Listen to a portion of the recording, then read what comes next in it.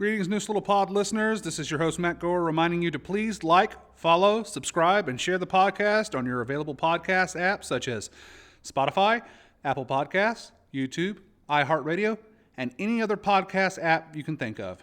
Share our episodes on Facebook and let us know what you think with a comment or review. Now, please enjoy the show.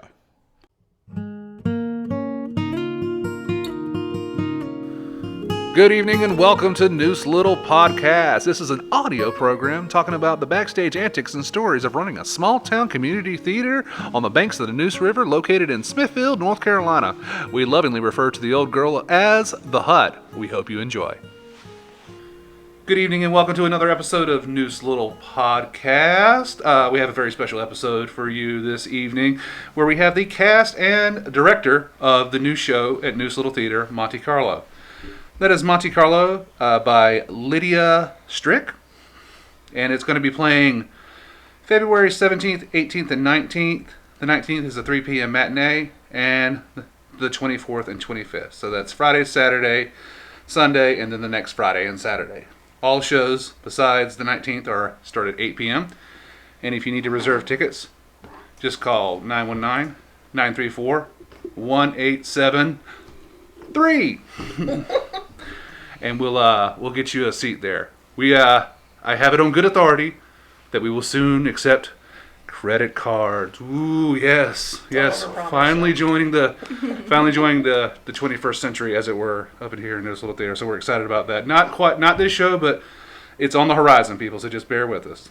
Okay, I am sitting here with 6 people, so we got a full house for you here today. So we're going to do our best to keep the sound levels manageable, but it won't be perfect, as nothing in life is. So we're going to start right across from me on the table. Please introduce yourself, ma'am. I'm Virginia Edwards, and I play Maggie. Maggie. All right. Thank you for being here. And you, sir? My name is Bowen Thomson. I play the game show host and Eddie. Making his second appearance on the podcast. Thanks for coming back. And you, ma'am? Julz McCallister. I'm playing Daisy Rose. Mm-hmm. And making her second or third appearance on the podcast. Yes? Stephanie Veren. I am the director and looking forward to inviting everybody to come out and see the show. Oh, we are looking forward to seeing it, that's for sure. And you, ma'am? My name is Jaynesha Davis, and I'm playing the lovely Angela. Patsy's not here tonight, and she had a previous commitment on Wednesdays, but we do wish her fondly because she's been on several podcasts. So she said, "Do this one without me. It's probably okay. the audience will survive." But we're thinking about you, Patsy. We miss you. All right, so let's ask Stephanie here. What is this play about? What is Monte Carlo about? Well, we start out. The first 2 acts are actually just kind of a memory of Daisy's, dealing with her life as a lifelong factory worker in a biscuit factory in London, England. Mm-hmm. She is taking care of her mother. Her mother raised her and her sister until her sister was 16 on her own. And so we learn about her husband Charlie, their father, and the life that they've shared together. Mom has always been a seamstress and is no longer able to care for herself, and so Daisy has now become a caregiver. Okay. Now, you mentioned this takes place in London, England, and I was doing a little bit of research on the play before I got here, and it is kind of an English play, right? It is an English play. So when we say biscuits, we're probably talking cookies, and when we say football, we're probably mean in America it's soccer. So she wins like the football lottery or something. That's what they call it, yes. Yeah, it sounds like something fantasy football related with soccer. Something along those lines. So you said it's a memory play. The first 2 acts are memory, so they are little vignettes that go through different days in her life, different parts of her memory, and then after she learns that she has won the lottery, she then plans a trip of a lifetime to take her and her mother to Monte Carlo. Her dream has always been to travel, and the first place she wanted to go was to France. Interesting. And so does that happen, is all the first act kind of vignette? I don't want to give too much away, but is all the first act kind of vignettes? It is. Okay, and then it starts in real time in the second. And the final after intermission. Gotcha. No problem. All right, let's talk about the characters in this play. So let's go ahead and start with you, ma'am. Tell us about your character. I play Maggie, who is a longtime co-worker of Daisy's in the biscuit factory. She is probably a little bit younger than Daisy. She has a bunch of kids and a husband that doesn't do a whole lot to help support them. And so she's very stressed, very anxious, and always worried about how she's going to make things meet. Yeah. Interesting. So let's take it over here to Julz. How does your character play it? Let's tell us about your character. Well, it is a lovely, lovely opportunity for me personally. I've never held the lead in a show, so I feel very honored for this position, and it has just been amazing just seeing the different ways that you can play a character. Because, when I first read the script, I saw it one way, but then when we're all together and then seeing Stephanie's vision, it's really just so interesting how it all comes together and to form. Interesting. Yeah. Yeah, that is usually what happens. When you read the script, you kind of form an idea in your head, and then when you get to rehearsal, it usually changes more often than not. Let's take it over to you, ma'am. How does your character factor into all that? Yes, so my character is Angela. And she's the young chick out of the bunch. She works at a factory, and well, me personally, I worked at a factory before, and there's a lot of older people around, so I've always been the younger one. So basically, she's very close and with the main character, Daisy. So she's her home girl. A little bit about Angela is like she's artistic. She loves to paint. She's like boy crazy. Yes. Yeah. So it doesn't stray far from like me personally. I've never been great at painting or like drawing per se, but I've always been in love with the arts. I've been in acting classes. I love singing. I write poetry and songs. So it's not far. There's not much that I necessarily have to do. But while everyone has a British accent, I'm from the islands, the West Indies, so I am going to have a Spanish accent. I'm not going to say it on the podcast. You're going to have to come to the show. So no teasers, no freebies, but just know this is an amazing cast. I love working with everybody here. That's So awesome. Now, you mentioned that everybody is doing English accents. How are those coming along? Oh my. I was thinking about this when Stephanie asked and told us that there would be a British accent and we would need to give it our best go during the auditions. I've always liked British TV shows and movies, watched a lot, been to London twice, and I did find that I'm a fairly good mimic. So while I'm there, I do tend to fall into the patterns of how people around me speak. I said, okay, I can, maybe I can do this. Gave it a shot at audition, and I guess Stephanie saw something in me that I ended up being cast, and I immediately started rewatching all kinds of British shows. So Call the Midwife has been one. Upstairs, Downstairs has been another. Also podcasts and things. I love listening to Nigella Lawson talk. So it's been kind of exposing myself to it over and over and over just to try to internalize the accent. Because I have somewhat of a southern one myself to start with. So that has been a real challenge for me, but it's been kind of, I wanted to stretch, get out of the box, so this has been a great way to do it. Well, Southern accents and English accents are very close cousins, so it's not too much of a stretch. I'm like you when it comes to doing accents and stuff, where I don't try to do the accent, I try to mimic somebody I've heard do the accent, and yeah, mimic usually comes easier. Bowen, let's talk about your character here. So you're playing like you got two here going on. Tell me all about that. Yeah, so I play two characters. The first character that I start off with is at the beginning of Act 2. He is the game show host, and while everyone else is doing an English accent or a West Indies accent, the game show host, I actually was able to convince Stephanie to let him be Scottish. So that's going to be a fun time on the stage, mimicking a Scottish accent, and I'm going. Scottish is much more difficult than English. Yeah, and Rocking it. I'm very thankful. Okay. I'm very thankful that I know Gerard Butler because that's going to save me a lot of time. Is he Scottish? Yes. Oh wow. Okay. I didn't know that.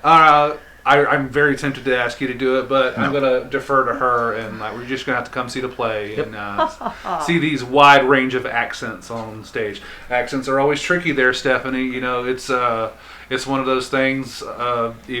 If it sounds good, try it, but if it doesn't, we might have to abandon it. But it seems like everybody took it really seriously from the get-go and has a good handle on it. Is that They have had a good handle on it. We have had to pull some Cockney out of the accents.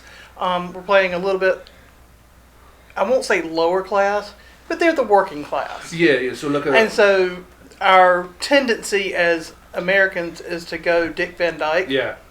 And we're trying to, we pulled that out, and we're doing very well. That's a good choice. It's either everybody sounds like the King of England or Queen of England, or they sound like a Monty Python character, Freshen your drink, governor, and that type of stuff. So it's good to find a balance there to make these people seem real instead of caricatures. That's good.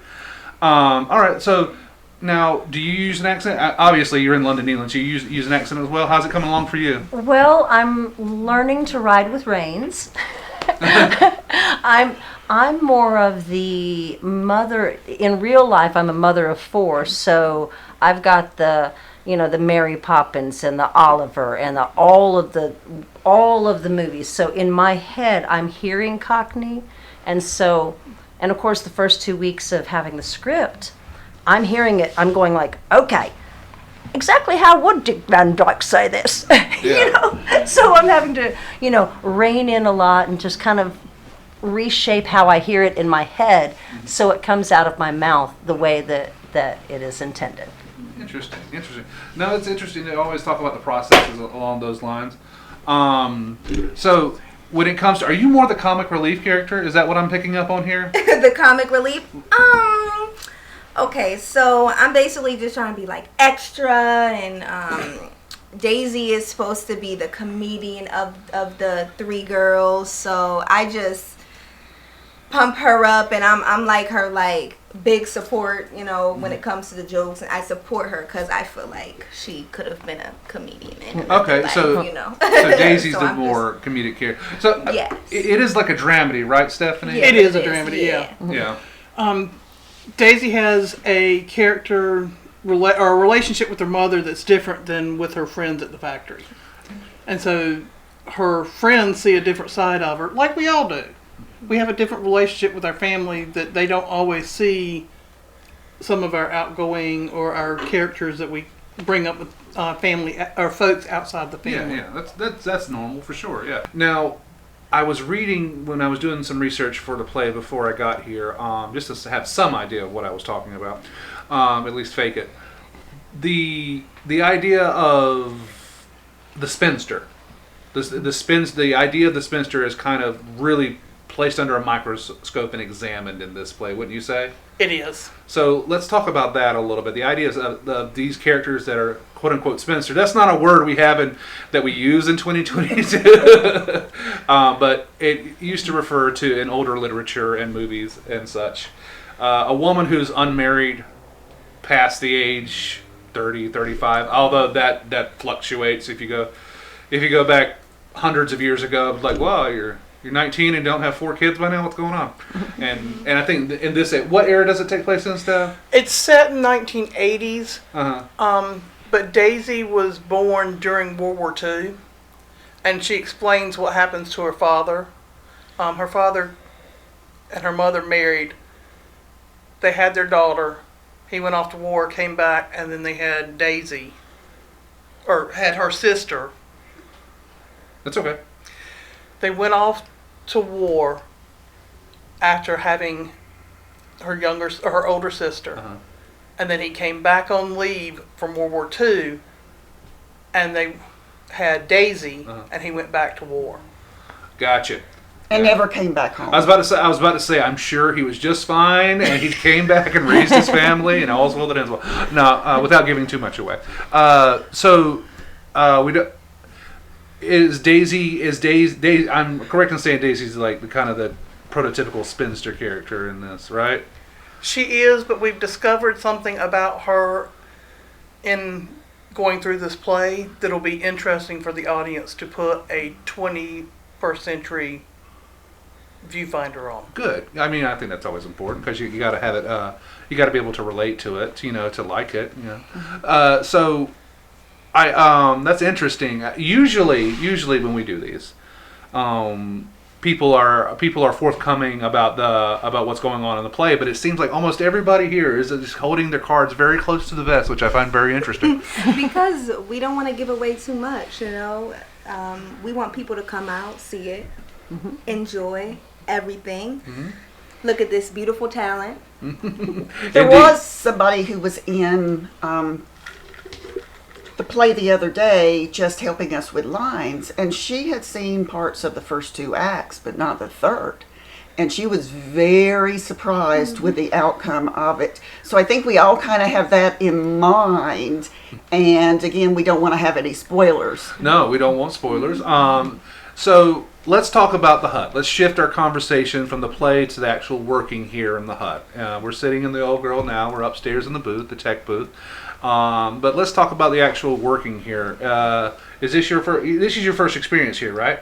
Yes, this is my very first time here. Tell us what brought you here to our humble hut. Okay, so I made a plan. 2023, I'm actually going to pursue acting more. And I was like, online, I'm on Google, and I'm looking for it because I previously moved to North Carolina 3 years ago. I'm from Connecticut. So I'm like, okay, so let's see what's happening down here. So I looked up on Google, and they had auditions the very next day.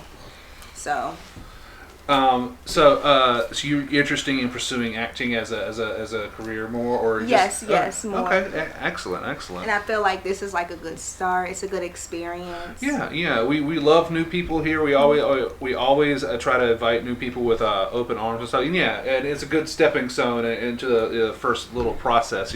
Let's talk about you, Mrs. McCallister. What brought you here? Because we've met before. We met at the auditions for Benson for their season auditions. And Yes. Yeah. I remember your audition vaguely. I saw 70-some people, but yes, I do remember your audition vaguely. Yes. So tell us what brought you here to up to Smithfield, North Carolina. Well, last summer I was privileged enough to be allowed to do my very first theater arts camp at Benson Theater. And it was a blast. I had 5 to 7-year-olds from 9 to noon. I had 8 to 10-year-olds from 1 to 4 in the afternoon. And it was spectacular. We had ended up with a wide variety show so that the kids could perform anything they wanted. One of the things that I do, for the last 30 years, my husband and I own our own glass company. So I own Blue Sky Glass. And that's a thing that I do all of the time. But in the last year and a half, I added on being a teacher to my list of credits. And so I teach at the Homeschool Experience with Tony Pender. Wow, you know Tony. Tony, yes. Oh, wow, okay. So Tony is actually who I happened to see him at our holiday bazaar. And I was saying, well, gosh, I live right there in Benson. Do you think the Neuse Theater would be open to having a theater camp? And he said, I have no idea, but you should contact them. And so they're on 12/12/22. I'm on the computer and I see that they already had auditions the night before, and there's auditions tonight. And I'm like, well, my goodness, if I'm offering my services, maybe I should actually look inside the building. Yeah. That would be a polite thing to do. And so I saw the beautiful invitation that said, we're always looking for new faces. Come and meet some goofy people. And that just sounded exactly like me. Goofy, yes, that would be a tagline of mine. So it's been amazing. I had no idea when I walked in that I would even had a chance. I've only auditioned honestly for musicals because there's so many parts, and you know, I guess I've limited myself because I've never even auditioned for a play that had 4 women, because I'm thinking, my gosh, the talent around here is just outrageous, you know. And just lucky for me, Stephanie saw something, and here I am. Well, you do have a very bubbly personality. I can tell from that, just speaking to you across the table for you on this podcast. So that's good. I'm glad that you decided to set your foot in the door here and see what we're all about. You, ma'am, how did you get here? This is your first play here, correct? Yes, this is So my we got first play 1, here. 2, 3 new people in this cast, and we got Bowen returning for his 3rd. And we got Patsy coming back. I don't know how many plays Patsy's been in, but she's not new. So that's good. That's very encouraging. I'm sorry. Tell us how you got here. Well, I'm a longtime native of this area, so I'm pretty familiar with the little towns around. And I actually live over in Harnett County, and I had tried out for a couple of productions at their little theater in Dunn. I thought I read pretty well, but the mass of talent, like Jewel was saying, that was there was just incredible. And I said, okay, I just got to keep doing this. And my husband says, every time it's like, interviewing for jobs, it's always a learning experience. So, keep doing it. And I saw a posting for the one here, and I'm like, okay, well, that's not too far of a drive. So I came by and auditioned, and here I am. Like I said, this is stretching myself and trying to get a little bit broader out there, especially since I've retired. So something new and different. Now all you need is a lottery. Yes, I played that lottery, but it hadn't happened yet. We've got that in North Carolina for sure. Yeah, and what you were saying is true. If you're not, for me anyway, I can't speak for anybody else, but if I'm going into a new theatrical project, whether it be as a director or as an actor or even a producer, if you don't have just a little bit of fear, I feel like you're not growing. Just leave room for a little fear is what I'm saying. Stretch yourself and kind of take that first step into the unknown, as all 3 of you have done. And here we are talking on this podcast, and that never would have happened before. So Bowen, you keep coming back. This is your 3rd show. Yep. So you keep coming back, and I love it. I love it. Don't get me wrong, but I want to know why. I want to know why. Coming back. No. What I mean is, I want to know what keeps you coming back to come for the next show. Because there's a lot of people, kids that are like, oh, I did one show there, that's cool, and now I'm going to go do something else. But no, you keep coming back. So I want to know your motivation for that. Well, I still am doing a lot because I just recently started learning the guitar, but I came back for Murder is Announced because I wanted to try it out just for a second show, because my experience in The Outsiders was amazing, and then I also knew that Tony was directing it, and I absolutely love Tony as a director because he directed The Outsiders, so I wanted to come do another show with him. I didn't know what I was getting into because I know Monte Carlo is for much older people, and I'm 17, so sorry. Hey, Matt, you made me feel old 20 years ago, or however long it was when you first came to working here at Neuse Little Theater, and you did not know who Milli Vanilli was. I still don't know who Milli Vanilli is. That's like they were a singing duo, right? And they were lip syncing. Didn't they get accused for like stealing songs or something? Yeah, lip No. syncing. It was the lip singing because that was not known at first, and it came out. They were kind of one-hit wonders too, and. All right, well that's Well, see, all of us that are children of the 80s right? remember Milli Vanilli. That was Vanilla Ice. Oh, dang, hold on. I do know who Vanilla Ice X that out, is. X that out. No. That was Vanilla Ice was accused of stealing Under Pressure. Yep. Yes. So, taking it back from where you are at now, how have you evolved as a director? I mean, we could talk and say how we've evolved as people, but how have you evolved as a director? Because that was your first show. That was my 3rd show ever. I think for me, I have become much more organized. Now I am known to have my blocking already in a spreadsheet prior to auditions. And my actors, when we go to read through, not only do they get their script, but they get their blocking, and it's by page and by line, so that they know. And that's general blocking. It's not all the little nuances and details. That gets filled in as we're working.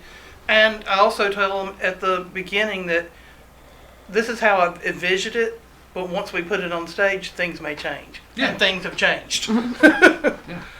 But I think that's my biggest thing is I've learned how to communicate in the language in which my actors speak. If I've got a dancer and they're not understanding my blocking, I can explain it to them in a dancer's vocabulary. If I'm talking to somebody who is a musician, I can give it to them in a musician's vocabulary. So for me, it's learning my actors as we work together and being able to communicate what I'm envisioning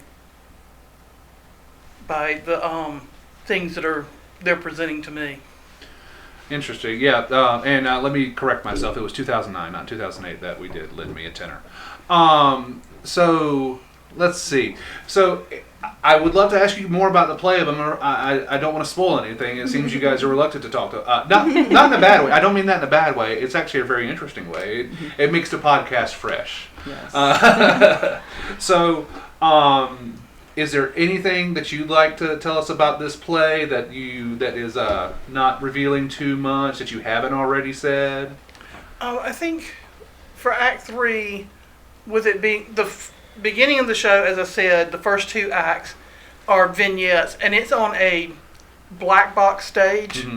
And then our amazing set painters are doing an amazing set that will be revealed in Act 3. That is absolutely gorgeous. That was my next question: is how do you visually represent? I don't know if you've gotten that far yet. You definitely have some idea, but how you visually transition from the memory play to the actual quote unquote real play? I have the set blacked out, draped, in the first 2 acts, and then at intermission there'll be a conversion of the set, and all will be revealed. Yeah. Do you connect with this material in any personal way? I do. When I first started reading this play, I didn't know how to to gather a vision for it, because it was written in the beginning or in the front of the play that it's supposed to be in the Stanislavski. Yeah. Stanislavski Russian acting teacher. style of theater. Not familiar with it. Didn't study. I didn't go to school for theater arts. I don't know these, philosophies of acting. I know what I've learned by doing and by directing. So I couldn't wrap my head around what she was envisioning for the show. But as I continued to read it, and my mother and I having a similar relationship that what Daisy and Lottie have in the show, of being a daughter taking care of her parents, my father to begin with, and then my mom, as her health declined, learning to take care of her and being that caretaker, and all that entails. Yeah. And then right before this show went to auditions in September, auditions were in December. My mother passed away in September, at the morning after the last show of the fall season.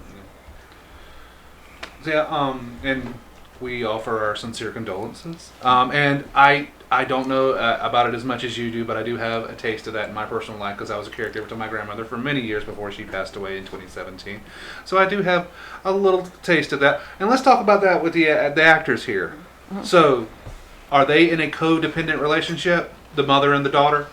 Yes. Yes. Okay. Now, in your view, is this relationship healthy or unhealthy? Please. I think it's not healthy. Okay, why? Just because off of the conversation that they have, and just without giving away too much, I'm not really sure how to like explain it without giving away too much, but well, okay, so first you have her mother, which her name is Lottie, and she's sort of like pressuring Daisy on how a woman is supposed to live through life and what she's supposed to acquire, as in for partnerships and things of that sort. And I feel like even though after your 20s and 30s we are still in a self-discovery point, and I feel like Daisy is trying to discover herself and who she actually is. Go ahead. You want to piggyback on that? Yeah, I'll piggyback some, and if I start going off too much on this, just tell me to stop, because I was actually trained as a psychologist and practiced for 20 plus years. Please, I want to. So that question's like, oh no. When you talk about codependent relationships, there's something about them that's always not healthy. Just what she was saying there. And there is a long process to help people work through those kind of relationships and build on them what strengths they can pull from it. In this case, the older daughter who has passed away, in memory has become romanticized and elevated. Perfect. For Lottie. Yes. She has been, she is the perfect one, and Daisy will never be able to match that now. They're at a point of their life that long-term family therapy is not going to be for them. But the big thing would be for Daisy to figure out how to live her own life. And that's, I think, what Jaynesha was saying, that she's in this place where she's got to live her own life. She is in the caretaker role. She hates the thought of it changing and her mother passing away, but she sees it out there. Just by age, she sees it out there. And, so now she's really, and with the winning the money, it's now freed her up to do things that before she could never have done, that she's wanted. So she's at a crucial turning point, actually, and we get to see her struggle with that.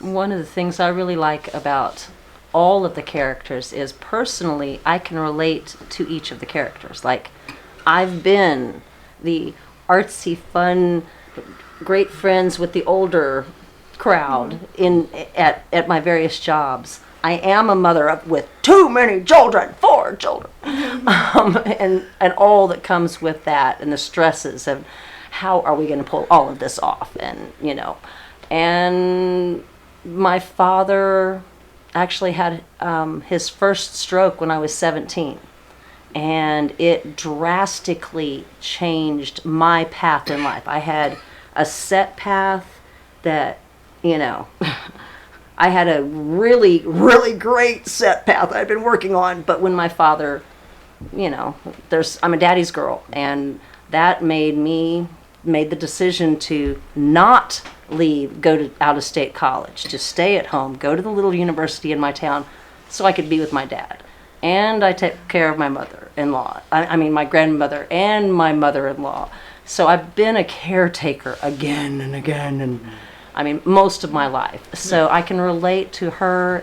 I relate to the mother-daughter relationship because, my mother was just perfect. But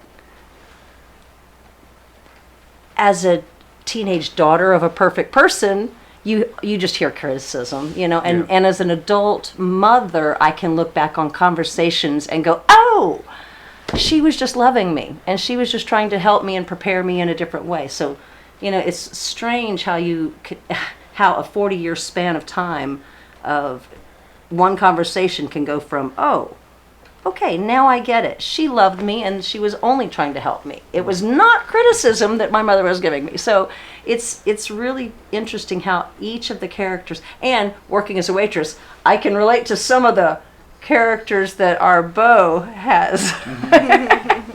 so I've loved getting to know each of the parts of each of the characters. It's been wonderful. Well, there's another little theme I'm kind of discovering here, just sitting here talking with you fine people, is that time. It seems like most of the characters in this play are running out of time in one way or another. And and we're running out of time here on the podcast. So before we wrap it up here, is there any final thoughts? Anything you wish to share about Neuse Little Theater or the show? Please come. Hate to put you on the spot. It's been a great experience. I did not know exactly what I was walking into, but everybody has been so warm and welcoming and helpful in so many ways that come and see it. It might be more competition for me, but come audition. Oh, please, we have 2 shows left in the season. We have Mita's show coming up after this. Her auditions are going to be February 20th and 21st, and that's for another kind of dramedy, comedy. Like a rom-com. Rom-com. Things My Mother Taught Me. And then after that, coming up on April 3rd and 4th, we have auditions for my show for the Man Who Shot Liberty Valance. Excellent. So we have a great 3 shows to kind of close out our 48th season here at Neuse Little Theater, and I'm very excited. And we're very close to telling you guys about our next season. It's moving quite along. Just give it a little bit more time. We'll have it ready for you, and we're very excited about that.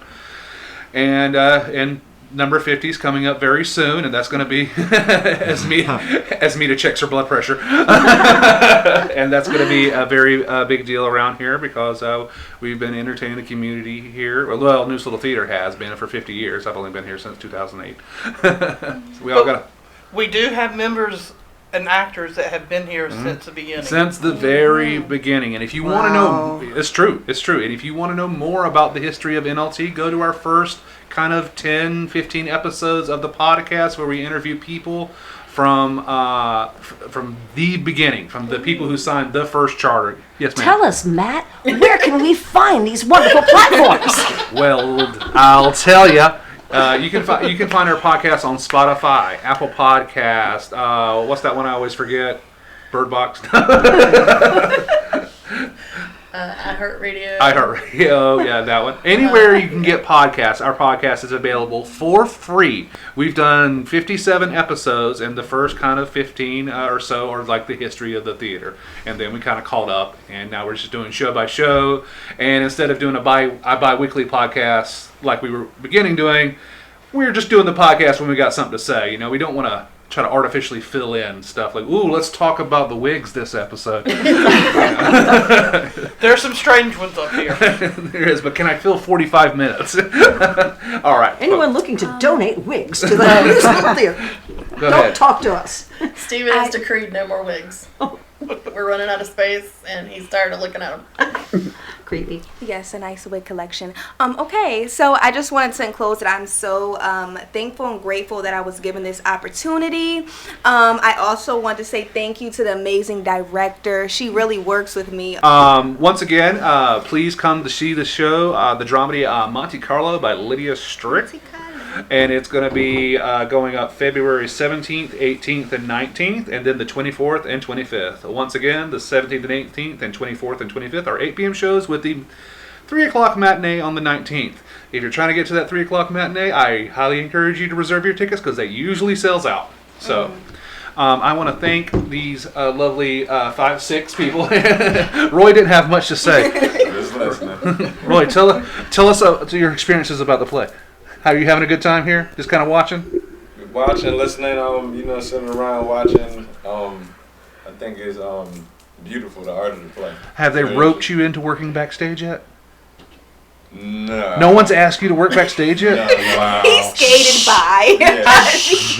I did ask him to audition, and he did read for me both nights, but then he decided No, I'm good. But they still come to the practices. Maybe one day. Maybe one day. All right. One day. So thank you for these 6 people sitting here and Mita here. It's been a jam-packed episode. We've got probably more people than we ever had before, I think. So we'll do our best in the editing process. But as for me, I am going to sign off now, and we're going to leave you until our next episode for Neuse Little Podcast. I am Matt Gore. That's my producer, Mita Toole. What's up? We'll see you later. Ciao. Credits for the show. Your host and creator is Matt Gore. That's me. My producer and editor is Mita Toole. That's me. Music is by Cody Walker. Please go look up Cody on Cody Walker Music on YouTube, and he's also on Cody Walker Music on Facebook as well. He's local, so and he's got a couple of albums out.